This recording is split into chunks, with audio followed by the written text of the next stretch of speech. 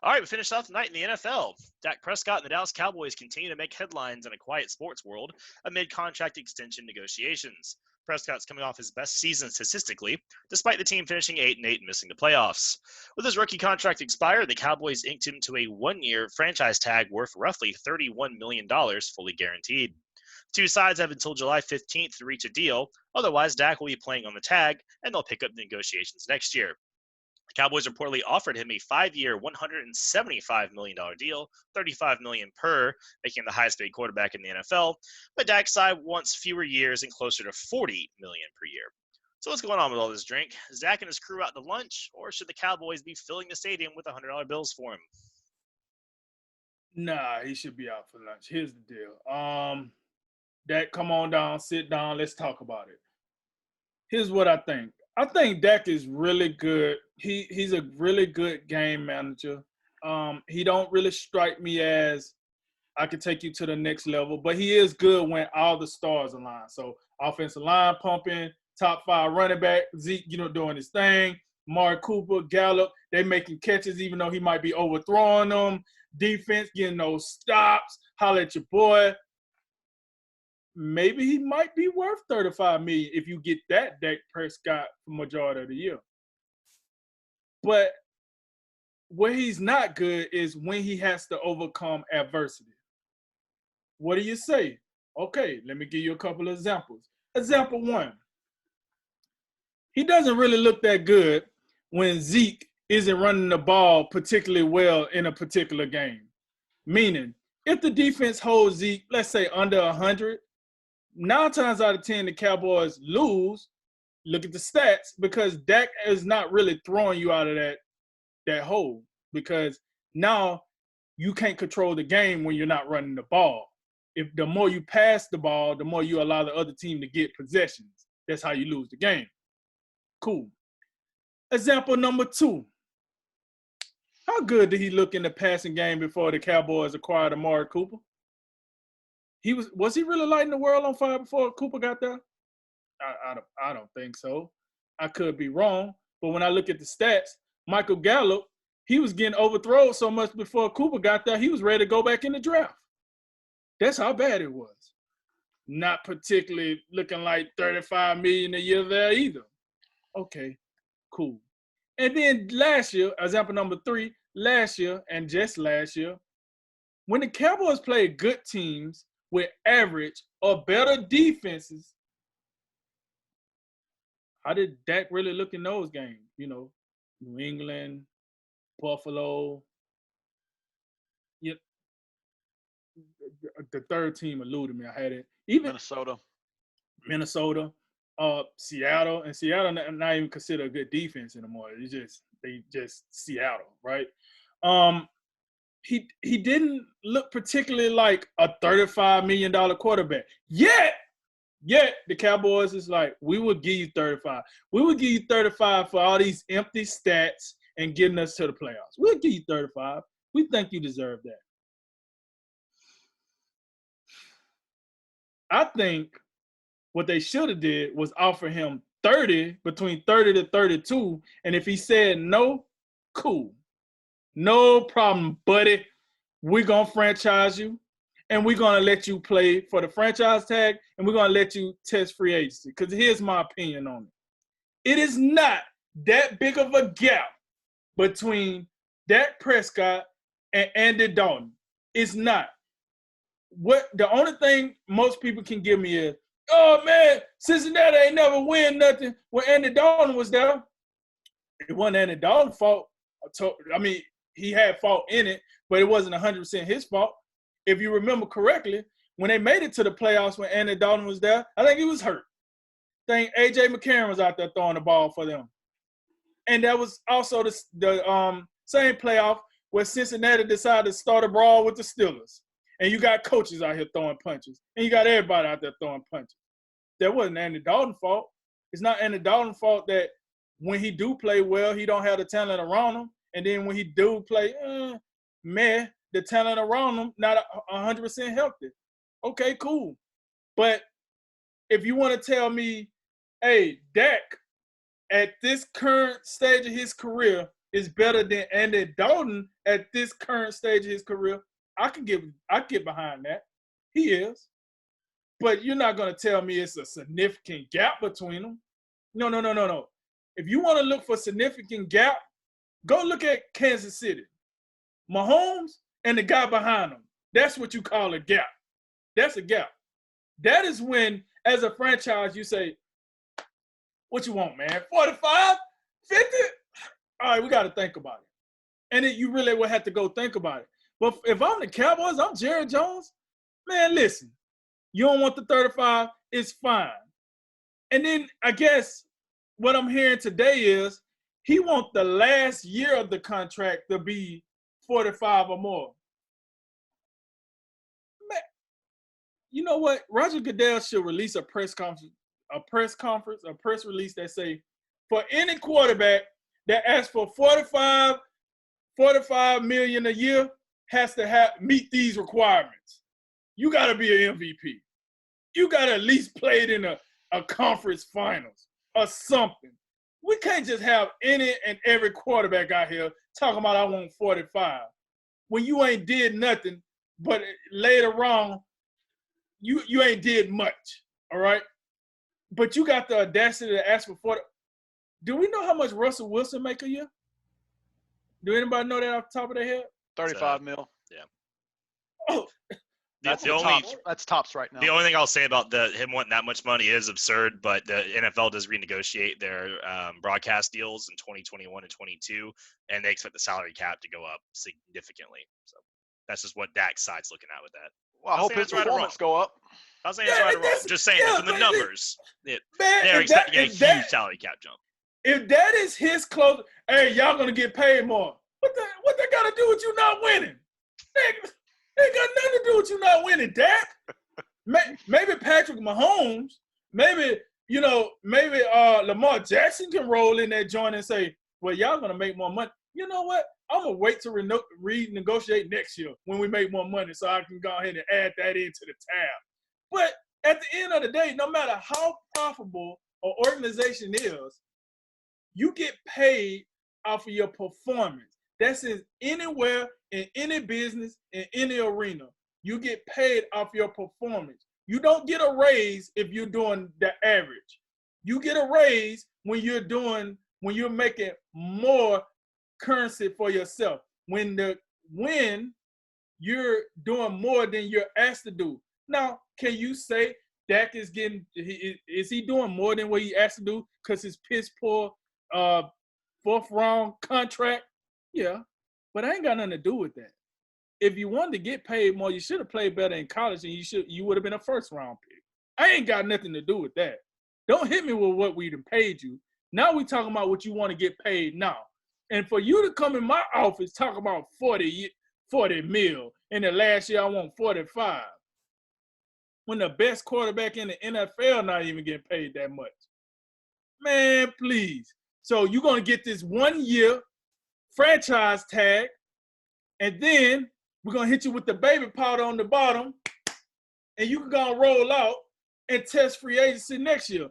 And tell me how that market work out for you, because you do benefit greatly from being the quarterback of the Dallas Cowboys. You're not paying taxes. You're one of the most notarized quarterbacks in the NFL without really having the numbers to bag it up. Because if you actually compare the numbers, you're pretty low on the poll, buddy. But hey, listen, your agent get paid to do a job. We ain't trying to run the old Scottie Pippen special. We just saying, for the money that you're asking for, give us the performance to match it, and we will pay you.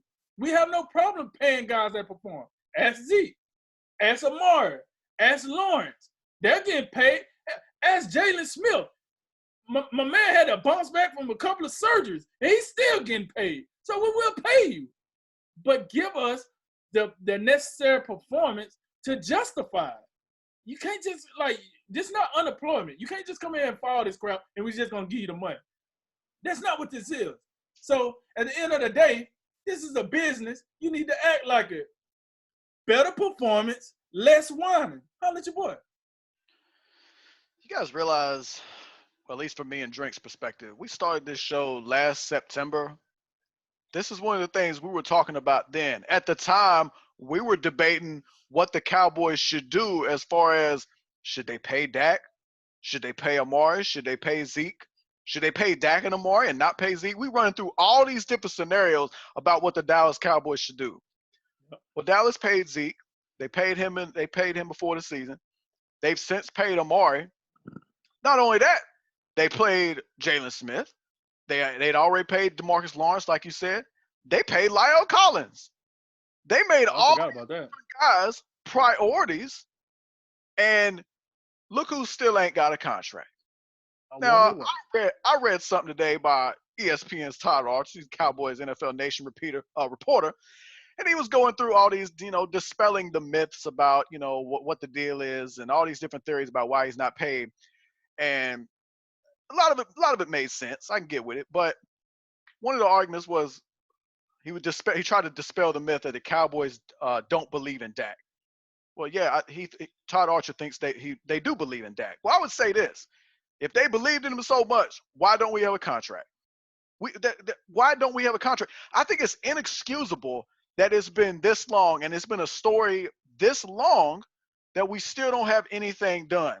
At some point, you got to figure it out. You got to get it together. And oh, by the way, there's a couple things. Two things I'm looking at. You talk about performance. It's all performance based. Break that down even further. There's past performance. There's what you've done, and there's your future performance. What you're gonna do. Think about this. Ask yourself these questions. Has Dak's past performance warranted a contract that makes him the highest paid quarterback in football? No, it hasn't. Is there any belief, do we have the belief right here that he's going to do anything in the future that's going to warrant that type of money? I think the answer to that question is no as well. So in the end, what are we talking about? Well, I guess you're going to hit me with the old market value. Well, yeah, that's fine. That's fine. But I'm going to tell you this. I told you about Tennessee paying Ryan Tannehill $30 million a year. That's a bad contract. So just because the Titans do bad business, the Cowboys should do bad business too? I don't think so. And you bring up Andy Dalton. Yeah, Andy Dalton's going to be making $3 million a year this year. And Dak, just on the franchise tag, I think 31 million is probably just a hair too high. I think he's right at about 30 million. That's where I put him. So you're already getting a better deal than what you deserve on the franchise tag. And listen to this. We talk about supporting cast. Ever since Dak came in the league as a rookie 4th round pick, he's had a lot of help. He's had predominantly the best offensive line in the game. He's had a top 3 running back at minimum, and by production, you could make a great argument. He's had the best running back. The Cowboys gave him Amari Cooper. He needed a wide receiver. They built a pretty good defense. They tailed off a little bit last year, but he's had defensive help. Up until last season, now you can hit me with this. You can hit me with this one, but he did have stability. It might have not been the best stability, but they had coaching stability. So, and by the way, we can't overlook this. We know the NFC East just is terrible. The Redskins and Giants, we can't even figure out what they're doing from week to week. We just don't know. So you have 2 just terrible teams in your division. And oh, by the way, Dak's 13-3 against those 2 teams in the division for 4 years, just eating up wins, stealing them. But what happened last season? The Cowboys somehow, I don't know, against conventional wisdom, they said, you know what? We know we just paid Zeke, that mega running back contract. So what should we do? We should transition to a passing style offense. That sound good to you? Okay, all right, yeah, we'll do that. They go passing offense, and what do? Yeah, Dak puts up numbers. He leads the league in passing yards and, sets career highs in touchdowns. But you know what happened? The wins went down, and that's what it's all about. You got to win games. So if I'm the Cowboys, and I think I've been pretty consistent with this, they franchise him. That's what I thought they would do, and I would play him on the franchise tag. You gotta play this season out, and you gotta combine numbers and wins. And I would prioritize wins. If I'm Mike McCarthy, new coaching staff, get back to the ground game, get back to Zeke Elliott, run the offensive line, and let that set everything else up. I think that's what they should do, and that's where I'm at with this. And to caveat that, talking about Tennessee, right? The bad deal they made. The reason that they're in that bad deal, which I don't know why Dak don't think about this, is they ran the running back and the quarterback did the bare minimum and he got paid all this money. Why not do the same thing? You're going to get paid a boatload of money to do half of the work. Why not do that? Yeah, this whole issue, guys, is really what it comes down to is there's a level of business overplay in the NFL. We see it every year. Sometimes dudes are just going to be in the right position and get paid whether they deserve it or not. The biggest thing to note here is that Dak does have a lot of leverage in the situation. One, he plays the most important position on the football field, and he has played, statistically, he's played as a top 10 quarterback for most of his tenure, right? His last 4 years. Statistically, he's been up there as far as production. Now, as far as wins and losses, you can come or go, but he's been among those top 10 guys. So right now the Cowboys are kind of over a barrel because they don't get this done by July 15th. They're going to have to wait until next year. July 15th, this is cut off. He has to put on the franchise tag, and they cannot pick up negotiations until next year. So Dak and his agent know the landscape of the NFL is going to change, right? The new CBA, the new broadcast deals, like I told you about. The new CBA just went into effect. The broadcast deals, international money is pouring into this league and will as soon as they can get back over there. And then, by the way, guys like Mahomes and Jackson are about to completely demolish the market for quarterbacks. That's coming. We know that storm's coming. So it would be silly of Dak and his agent to accept anything less than a gigantic payday. Now, I'm not saying he deserves it. It's just the way it is. Like, Dak has $31 million guaranteed check in his desk. He doesn't know anything about it. He just shows up to work and he gets it. If they don't get it done by July 15th, guess what the Cowboys have to do next year? They got to franchise tag him again. That's a repeat. That's $66 million over 2 years in your bank account. Thanks for playing. Before you've even actually done any contract extensions. And then every year this drags on, you're closer to those markets being reset and the new salary cap and the new deals, man. It's the Cowboys are actually under, I think, a good bit of pressure to get this done before it gets too late. But, the biggest knock on Dak is you could say that he's not good against teams above 500. Y'all have alluded to this already. When he's playing scrubs, he's great. But he's beyond elite at times. But then against above 500 teams, he's thrown 25 picks, 25 touchdowns, and he's 6-17 in those games. Last year, he threw 8 touchdowns and 8 picks, and he was 1-6 in those games. Mahomes, Jackson, Watson, Rodgers, Wilson, Cousins, and Brady all did better than him in that regard against above 500 teams. The only one that was below was Jared Goff. So if you want to make more than those dudes, you're probably going to have to start adding a little extra, right? It's not fair to 100% blame Dak for those losses. I understand that. But when you want to be paid like that, you're the guy. When you want to make a second world country's GDP every year, you're going to give me a little more. You're going to be the guy that takes the blame for those losses. I don't want to hear about coaching. I don't want to hear about Zeke. I don't want to hear about anything else. So, unfortunately for the Cowboys, though, guys, I feel like they're stuck under a barrel with this. I don't think you can let your franchise guy walk. If you're going to sell me on, Andy Dalton can come do it for cheap, is that one, that ain't going to go over well. And number two, Andy Dalton ain't going to win you anything. I mean, maybe Dak isn't either. Well, we don't know. But I think we can all agree Dak gives you a better chance to win than Andy Dalton does. He's your franchise guy. There's very limited good quarterbacks in the league. And it's hard to see the Cowboys backing out of this deal. I think they're going to have to pay him. It's just the question of when and how much it's going to be. And right now, I feel like Dak and his agent, they have the cards right now, in my opinion. So let me tell you this. So if that contract offer that Dallas gave to Dak, 5 years, $35 million, if that contract offer is true and he didn't take it, he's a fool. You just said it yourself.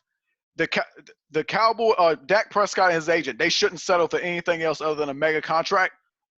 That's not a mega contract to you? No, it is. I mean, it gives you the highest pay, but they're looking at 40. They're looking at 45. I'm telling you, when these salary caps explode and then Mahomes and Jackson sign those contracts, he's going to want to be part of that. We see NBA players do that. They take 2 or 3 year deals with options out to get back into free agency. Then, so I think that's what his agent's looking at. Well, win then. I'm just playing play this year and win. I'm playing the agent business side. Don't get me wrong. I wouldn't pay this guy this much money either. Don't let me get confused here. But I'm just saying, from a business and from an outside looking in perspective, this is going to be a hard sell for the Cowboys to walk away from. There's the Cowboys business too. That's bad for them. Hold on, yeah. So hold on, agent, Mr. Hoffershoff. So listen. Is that my name? Okay. Yeah. I don't know who it is. So listen, your client. So your client is asking to make $40 a year. You just rolled out a package of this is what he do with teams above 500. This is what he do with teams below 500. In that package somewhere, can you tell me how many teams that was below 500 made the playoffs? Because I need to know the record of teams that made the playoffs, because those are the teams that he's going to have to go against when all the chips are on the table. Yeah, and he's asking for this $40 million. So he's going to go against the likes of, Russell Wilson that make his money, Aaron Rodgers that makes his money, and so on and so forth. I don't think he's going to see a lot of Daniel Jones and a lot of the kid in Washington in the playoffs. So if you're telling me that he should get paid that much because they're over the barrel, that's one thing. And my second point is, that's what I'm saying. yeah. But my second point is, why do you think the Cowboys fans going to be so upset if Andy Dalton is the starter if they could save $30-40 million? It's been too long, man. To get the same result. He has 9-10 full seasons now. I mean, how long has Dak been with this team? If we talk about how long, it's been so long since they tasted He was their success. guy. I mean, to me, it's different because you're not going to sell the Cowboys, the people that root for the Cowboys. You're not going to sell them on Andy Dalton taking you to the Super Bowl. You can sell them on Dak. You can't sell them on Dak. He's been there 4 years. If this was any other team, really? Because they ain't paid him yet.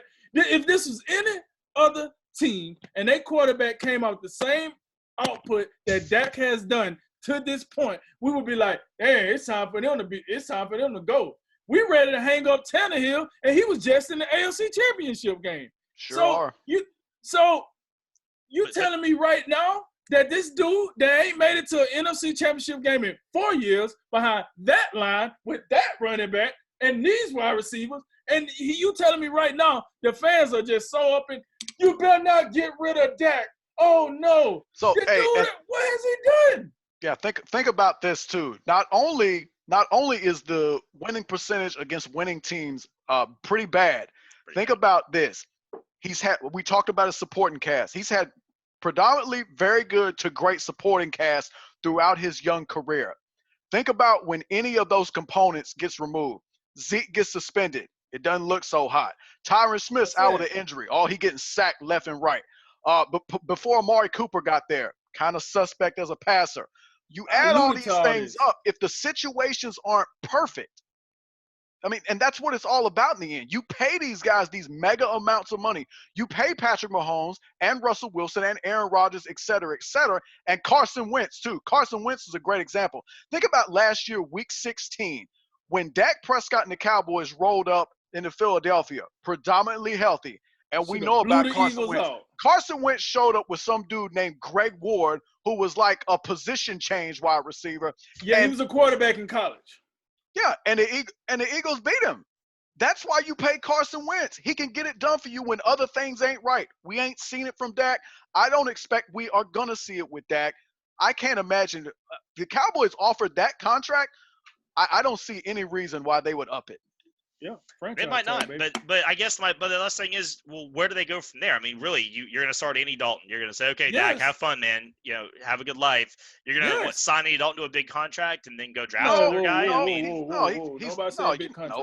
No, he's not going to get a big contract. But look, again, Andy Dalton's making $3 million this year. Dak Prescott is making $31 million this year on 1 year. Are you really going to sit there with a straight face and tell me Dak Prescott gives the Cowboys a 10 times better chance of winning? No, he doesn't. But I'm telling you, Jerry wants to see a Super Bowl before he goes to the afterlife, and their window's closing fast. It's no guarantee with Dak. We're talking like Dak. There's not, but there's more than with Andy Dalton. That's my point. That's not 10 times much, not even twice as much.